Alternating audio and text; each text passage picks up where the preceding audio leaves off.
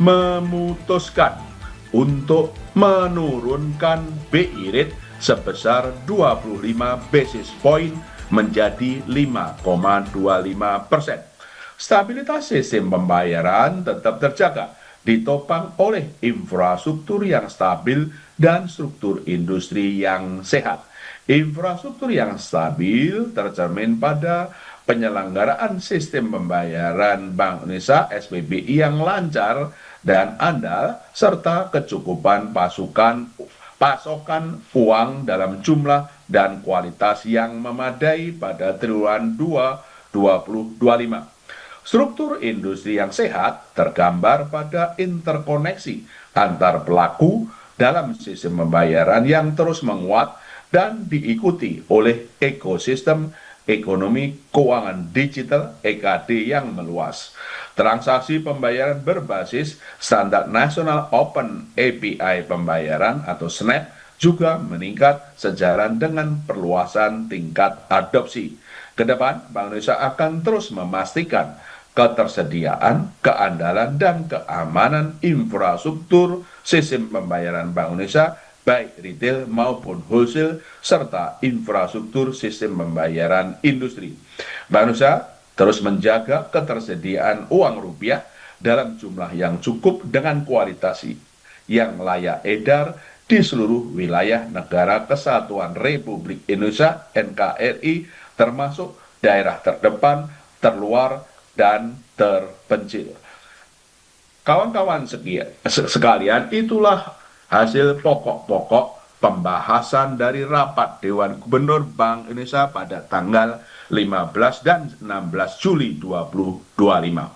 Berdasarkan asesmen prospek maupun juga berbagai risiko yang dihadapi ke depan, rapat Dewan Gubernur Bank Indonesia pada 15 dan 16 Juli 2025 memutuskan untuk menurunkan BI rate sebesar 25 basis point menjadi 5,25%. Demikian juga suku bunga deposit facility turun sebesar 25 basis point menjadi 4,5%, dan suku bunga lending facility turun sebesar 25 basis point menjadi 6%. Keputusan ini konsisten dengan makin rendahnya perkiraan inflasi tahun 2025 dan 2026 dalam sasaran 2,5 plus minus 1%, terjaganya stabilitas nilai tukar rupiah sesuai dengan fundamental, serta perlunya untuk terus mendorong pertumbuhan ekonomi.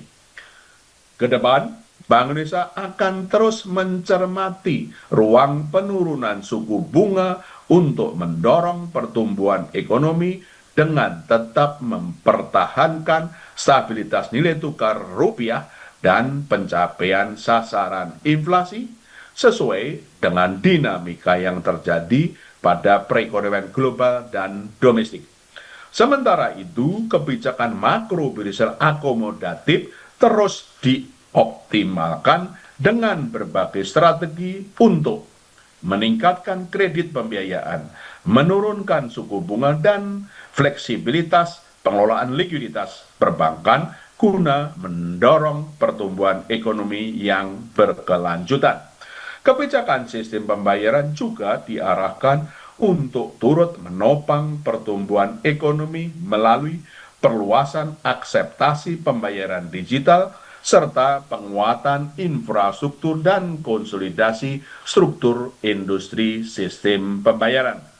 Arah bauran kebijakan moneter, makro-prudensial, dan sistem pembayaran untuk mempertahankan stabilitas dan mendorong pertumbuhan ekonomi yang berkelanjutan tersebut didukung dengan langkah-langkah kebijakan sebagai berikut.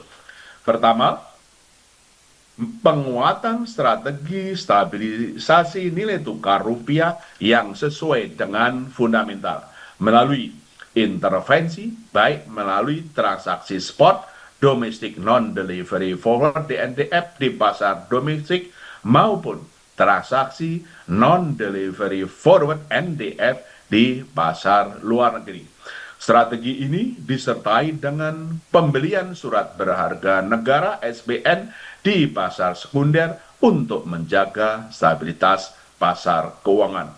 Kedua, penguatan strategi operasi moneter pro market guna makin memperkuat efektivitas transmisi penurunan suku bunga, menjaga kecukupan likuiditas, mempercepat pendalaman pasar uang dan pasar valuta asing, serta mendorong aliran masuk modal asing. Dengan memperkuat efektivitas transmisi penurunan suku bunga melalui penyesuaian struktur suku bunga, instrumen moneter, dan swap falas dengan tetap menjaga daya tarik aliran masuk portofolio asing ke aset keuangan domestik. Menjaga kecukupan likuiditas di pasar uang dan perbankan melalui lelang sekuritas rupiah Bank Indonesia SRBI dan pembelian surat berharga negara SBN di pasar sekunder, dan memperkuat peran dealer utama dalam meningkatkan transaksi SRBI di pasar sekunder dan transaksi repurchase agreement repo antar pelaku pasar.